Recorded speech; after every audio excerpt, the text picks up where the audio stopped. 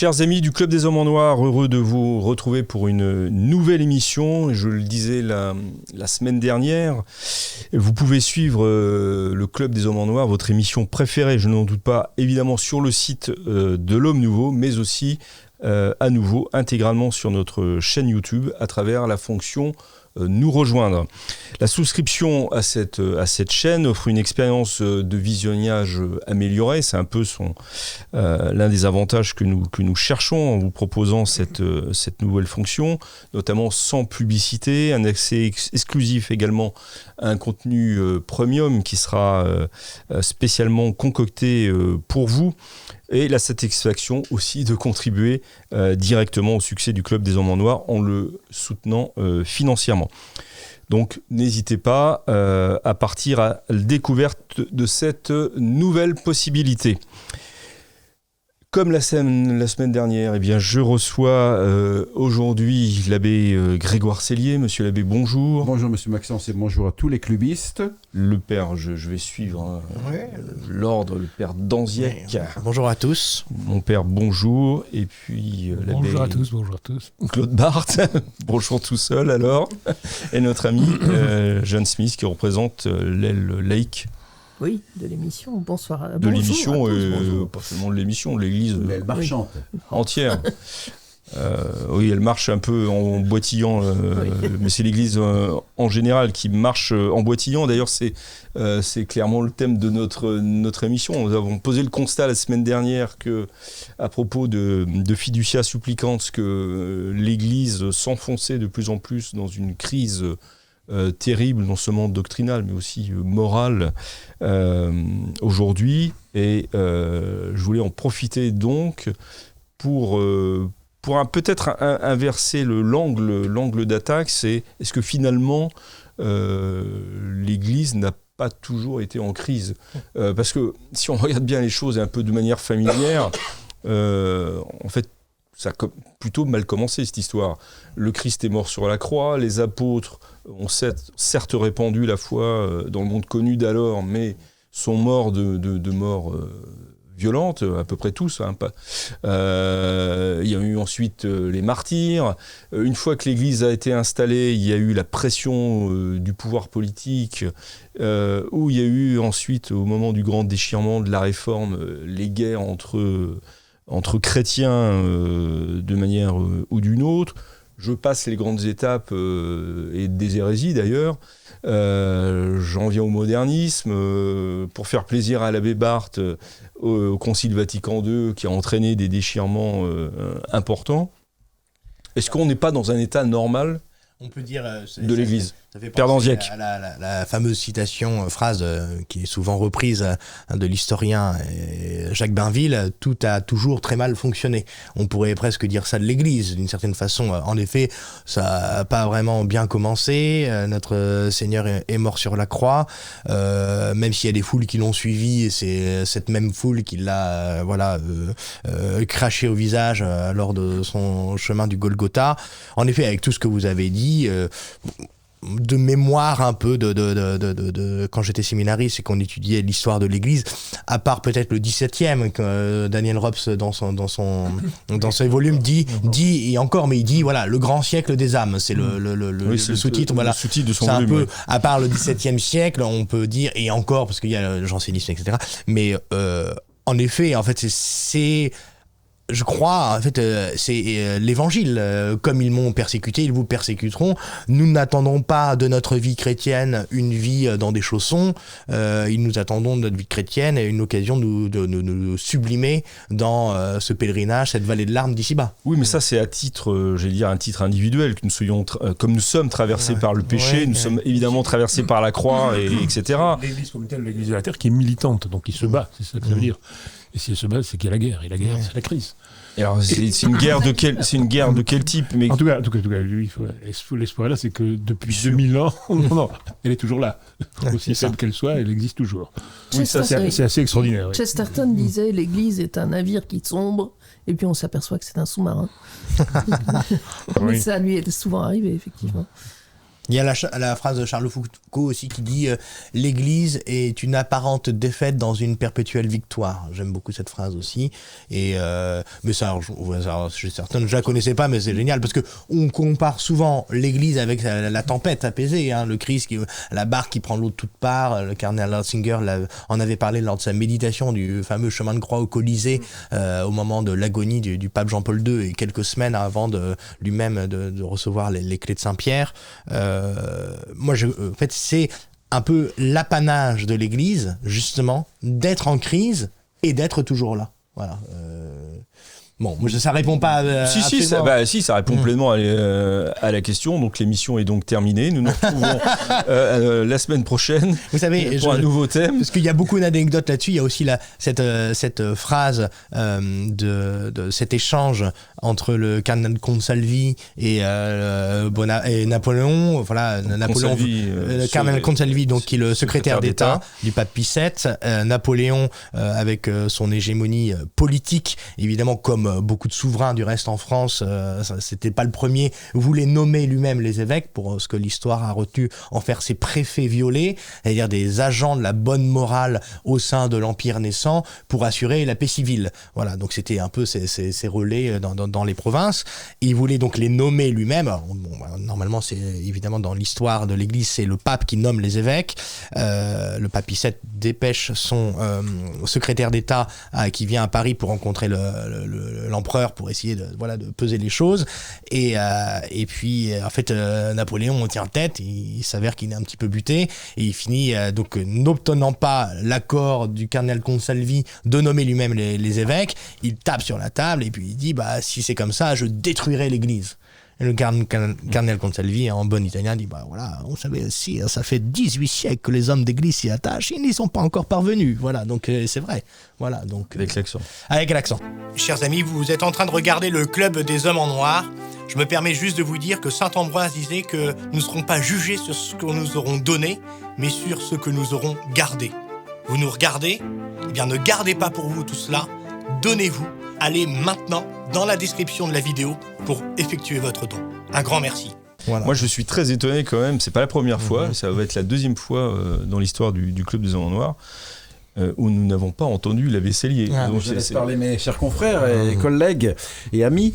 Donc, non, mais ce dont il faut se rappeler, c'est comme notre Seigneur Jésus-Christ, d'une façon différente, bien sûr, eh bien, l'Église est divine par certains de ces aspects, et l'Église est humaine par d'autres aspects. Elle est donc gérée par des hommes, et on va trouver dans l'Église et dans son histoire tous les errements humains, les péchés, les misères, les routines, les erreurs, les aveuglements. Ça fait partie de la vie de l'Église, parce que l'Église, si elle est divine par ses sacrements, par sa doctrine, par la révélation, est également humaine. Et les actes des apôtres, qui sont les premières heures de l'Église, ce n'est que une série de crises, soit externes, donc les apôtres sont persécutés par le Sanhédrin, le martyre de Saint-Étienne, la dispersion des disciples, les multiples avanies subies par Saint Paul. Les problèmes internes, je rappelle que les diacres sont établis parce que les Grecs et les Juifs se disputent pour le service des tables, tout simplement, n'est-ce pas ? Il y a Ananie et Saphir, le mensonge d'Ananie et Saphir, il y a les déviations de Simon, et les épîtres de Saint Paul sont souvent adressées à des communautés parce qu'elles sont en crise. Et puis, il y a des problèmes doctrinaux et moraux. Nous en avons parlé la semaine dernière, des problèmes moraux. Et le fameux concile de Jérusalem, qui n'est pas un concile au sens propre, mais est suscité par la grande querelle entre les chrétiens judaïsants et Saint Paul et ses acolytes pour savoir, je dirais, comment il faut mettre en œuvre effectivement la révélation de notre Seigneur Jésus-Christ. Donc, dès le départ, nous voyons effectivement un état où il y a de l'humanité, n'est-ce pas ? Et comme disait Montaigne, là où il y a l'homme, il y a de l'hommerie. Et il y a des êtres humains qui sont investis de choses divines, encore une fois, la révélation, les sacrements, la grâce, etc., mais aussi qui le font avec des moyens humains et des tempéraments humains, avec tout ce que cela peut comporter, y compris des péchés graves et très graves. On parlait de la crise de la papauté, etc. Enfin, vous avez eu des papes qui vivaient dans le péché ouvertement au XVIe siècle, par exemple. Oui, peut-être avec cette différence qu'ils vivaient dans le péché Ah, c'est ce que dit, c'est ce que, enfin, c'est ce que dit Joseph de Maistre à propos d'Alexandre VI, donc le pape Borgia. Il dit, le pape Borgia, son bullaire, c'est-à-dire l'ensemble de son est impeccable, Mais néanmoins, d'avoir un pape qui vit vraiment dans le péché public, c'est aussi problématique. Ça pose problème, nous sommes bien d'accord. Jeanne. Alors une chose, le Christ aussi, notre Seigneur est Dieu et homme, mais il n'a pas tous les défauts de l'hommerie, il faut peut-être le rappeler. Non, c'est pour ça que j'ai deux façons différentes. Oui, deux façons différentes. Mais non, mais c'était juste pour rire un peu. Mais ce qui me frappe, c'est que dès les actes des apôtres, l'Église a toujours assumé, si je puis dire, ses errements, ses faiblesses. Rien n'est gommé, tout est dit. Rien n'est gommé. C'est-à-dire qu'on aurait pu imaginer que les fondateurs d'une Église et les fondateurs d'une église fausse se mettent en avant, montrent nous tout va très bien, nous sommes les meilleurs, nous sommes les plus beaux, rejoignez-nous, vous aurez amour, santé, prospérité, comme on le disait la semaine dernière, mais ce n'est pas du tout ça. C'est une église de marabouts. Ce n'est pas une église de marabouts, c'est une église qui se reconnaît dans sa dimension humaine pécheresse et qui reconnaît qu'elle traverse des crises. Et c'est pour moi un facteur important de sa crédibilité aussi. Effectivement, les récits sur Saint-Pierre sont quand même géniaux, notamment chez Saint-Marc qui écrit sous la dictée de Saint-Pierre. Je veux dire, on voit que Saint-Pierre, le premier pape, tout bêtement, enfin disons c'est le successeur de Pierre. Vous avez l'air d'hésiter, oui, successeur de Pierre, disons, le premier vicaire du Christ, voilà. C'est raconté toutes ces trahisons, ces reniements, etc. officiellement. Oui, mais encore une fois, c'est dans le cas de Saint-Pierre, là, c'est les errements, les reniements d'un homme. Voilà. Alors tous trois fois. Oui, voilà. C'est ça. Ce qui est sûr, c'est en plus. Ce qui me... C'est énorme déjà, mais il n'était pas encore le pape, puisque le Christ n'était pas mort, l'Église n'était pas née. Mais peut-être c'est là où vous voulez en venir. Ce qui est certain, c'est que non. Mais ce qui est certain, c'est que l'Église ait subi des persécutions, des difficultés dans ses rapports avec l'univers politique, etc. Ça ne fait aucun doute. Et en fait, qui devrait s'en étonner mais la crise, donc les crises ad extra, si vous voulez, aux périphéries de l'Église, à ses frontières, bon, c'est une chose. Mais en fait, évidemment, les crises les plus douloureuses, les plus graves et les plus conséquentes, ce sont les crises en interne, ce sont les crises doctrinales, c'est la crise arienne, c'est le protestantisme, et ça, est-ce que l'Église a toujours été en crise ? Non, elle n'a pas toujours été subi des hérésies qui l'ont divisée profondément, peut-être comme aujourd'hui, par exemple, nous le vivons. Il y a eu des moments où l'assise magistérielle, doctrinale, était quand même un peu plus assuré, si vous voulez. Ça ne fait aucun doute. Quand Grégoire de Nazianze connaissait, on est au moment du IVe siècle, un des pères de l'Église grecque, Grégoire de Nazianze est ami d'enfance de Julien l'Apostat. Quand Julien l'Apostat fait les persécutions contre l'Église, et ensuite il y a la crise arienne, Grégoire de Nazianze dit que les persécutions de Julien l'Apostat en comparaison des conséquences immédiates de la crise arienne, donc une crise doctrinale, c'est du menu frottin. Enfin, il dit que évidemment que le plus grave, c'est d'abord cette crise doctrinale liée à l'arianisme. Quand Saint-Hilaire de Poitiers, il écrira, le pape libère. Donc un des papes qui est problématique, contesté, puisque il aura eu des accointances justement avec la question arienne. Il est d'abord dans un premier temps envoyé en exil par l'empereur Constance II, et finalement il sera rappelé sur son siège. Et on pourrait dire, en tant que fils de l'Église, et Saint-Hilaire de Poitiers, donc un grand saint, on pourrait dire qu'il pourrait se réjouir que Libère revienne sur son siège de pierre. Il dirait en fait que l'empereur a commis une erreur bien plus problématique en le rappelant sur son siège qu'en l'envoyant en exil, si vous voulez. Donc on voit bien que, encore une fois, ces crises doctrinales sont les plus difficiles parce qu'elles créent de la confusion. Voilà, je voulais dire, et me semble assez important, parce qu'il y a effectivement une erreur dans ma présentation, c'est que j'ai mis sur le même plan des persécutions, par exemple, qui viennent donc de l'extérieur, une persécution au sens strict du terme, c'est pas une crise, c'est pas une crise de l'Église, c'est l'Église qui subit des actes de violence et qui répond de moins. Il y a en revanche des crises, comment dire, internes au sens strict du terme, donc, mais qui, il me semblait, ont souvent été d'ordre, mais vous allez peut-être me corriger, plutôt d'ordre disciplinaire que doctrinal. Mais quand même, le grand schisme, pour ne parler que de lui, avec 2 papes, puis 3 papes, et je crois même à un moment 4 papes, soutenus par des saints. Chaque pape a été soutenu par des saints qui ont fait des miracles pour dire que c'était le bon pape.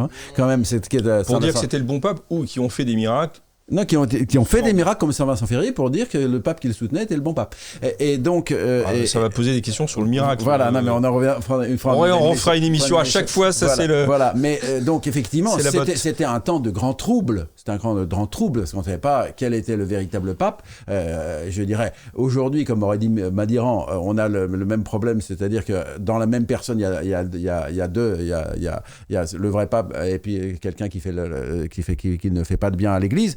Mais en tout cas, quand on a plusieurs papes physiques, c'est quand même un état pour l'Église qui est quand même assez dramatique, quoi. Et la crise arienne où il n'y a qu'une poignée d'évêques fidèles, ça c'est une drôle de crise quand même.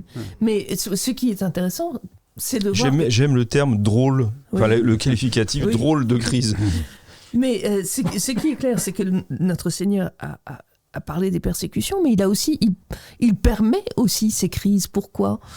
Pour fortifier notre foi, pour nous mettre à l'épreuve, pour nous permettre pour permettre à l'Église de développer sa doctrine. Ça reste extrêmement mystérieux, parce que... Vous posez la question, mais vous n'y répondez pas. Je n'y réponds pas. Pour moi, c'est un mystère. Voilà, je pense que ça fait partie du mystère de l'Église. D'ailleurs. Ouais. C'est la phrase du cardinal Pi, qui dit que il dit notre Seigneur, elle est connue, mais je la trouve intéressante parce que surtout dans les temps de confusion que nous vivons aujourd'hui, qui pourraient troubler la foi de ceux qui nous regardent, le cardinal Pi disait que le Christ règne par les bienfaits attachés à sa présence, mais il règne aussi par les méfaits qui sont attachés à son absence. Voilà. Donc les conséquences aujourd'hui, quand on voit cette confusion, etc., ça peut être un appel aussi à la conversion, parce que on voit bien que le Christ n'est pas aussi présent, aussi rayonnant qu'il pourrait l'être, comme il devait l'être devant Marguerite Marie à Paray-le-Monial, voilà, par exemple. Voilà. Chers amis, vous êtes de plus en plus nombreux à regarder les vidéos du Club des Hommes en Noir, et cela nous touche énormément. Mais savez-vous que la plupart des gens qui regardent nos vidéos ne sont pas abonnés à la chaîne de l'Homme Nouveau, et ça change tout. Parce que plus d'abonnés, ça veut dire plus de visibilité et donc plus de contenu à vous proposer. Donc si vous n'êtes pas abonné, s'il vous plaît, cliquez sur ce petit bouton, ça prend 2 secondes et cela nous aide énormément. Bonne vidéo. Mais c'est bien, c'est quand même la Sainte Écriture qui dit « oportet hereses esse ». Il faut qu'il y ait des hérésies, etc. C'est-à-dire, non pas il faut dans le sens que... Mais il y en aura, et effectivement, ça fait partie de la vie de l'Église, parce qu'encore une fois, toute la dimension humaine fera... Parce que, comme le disait le père Garrigou-Lagrange, il aimait bien dire ça, l'erreur, ce n'est pas ce qu'on affirme, c'est ce qu'on nie. C'est-à-dire qu'on affirme une chose, par exemple, que le salut se fait par la foi, quand Luther le dit, il a tout à fait raison. Quand Arius dit « notre Seigneur est homme », il a tout à fait raison. Quand il nie que notre Seigneur est Dieu, quand on nie que les œuvres font partie aussi de la vie chrétienne, c'est là qu'on tombe dans l'hérésie. Donc ce qu'on nie... L'erreur n'est pas dans ce qu'on affirme, elle est dans ce qu'on nie, en se coupant du reste de la doctrine. Mais précisément, le travail de l'harmonisation de la doctrine, c'est-à-dire la situation du mystère, pas la compréhension du mystère, la bonne situation du mystère demande un travail approfondi, et les erreurs, les hérésies sont l'occasion souvent de ce travail approfondi qui permet de préciser les points reçus de la révélation. Alors je vais être un peu provocateur, mais est-ce que c'est pas un peu facile de toujours en arriver au mystère parce qu'on n'arrive pas à expliquer exactement ce qui se passe ? Ce qui se passe quand ? Ce qui se passe aujourd'hui ou ce qui se passe... Ce qui s'est passé à n'importe quel moment. Il y a un moment, toujours, on arrive, c'est le mystère de l'Église. Bon, très bien, mais... Oui, c'est le mystère de l'Église, en effet. C'est le mystère de l'Église qui est résolu parce qu'est l'Église et qui, en effet, tranche entre le bien et le mal. C'est le mystère un peu à l'image de notre Christ qui est crucifié. Enfin, ça Voilà. reste mystérieux et on connaît la suite de l'histoire. Mais là, nous, on est dans l'histoire et on ne sait pas Oui. la suite. On comprendra là-haut, et ça, très certainement. L'Église n'est pas crucifiée comme le Christ. finalement. Voilà. Certes, mais il y a quand même tout de même dans ce que nous disons, il me semble, une hiérarchie entre ces crises. Il y a les crises donc, de l'extérieur, les crises de l'intérieur, les crises doctrinales, les crises disciplinaires, etc. Mais Crise politique, politique, d'accord. qui était liée à la Mais dans lesquelles temporelle. toujours on a pu voir où était la vérité en fin de compte, puisque in fine le Christ parle par la voix de ceux qu'il a chargé de parler, à savoir le pape et les évêques. Mais aussi La- par les saints, par exemple, Saint François d'Assise qui Certes, appelait à sauver l'Église, Saint Jean Bosco qui rêve des Tout à deux fait. piliers qui soutiendront l'Église. Il y a chacun est impliqué finalement. chacun est impliqué. Mais encore faut-il que le saint soit approuvé par ceux qui représentent le Christ dans Oui, l'Église. qui ont La grande difficulté autorité. présente, c'est qu'on n'entend pas cette voix. Excusez-moi de revenir toujours au même point. Non, mais c'est. Mais- Comme vous étiez silencieux, je suis heureux de vous entendre, là, au contraire. Silencieux comme le magistère est silencieux, en quelque sorte. Et donc, en effet, la grande difficulté est que on ne sait pas où se trouve la vérité.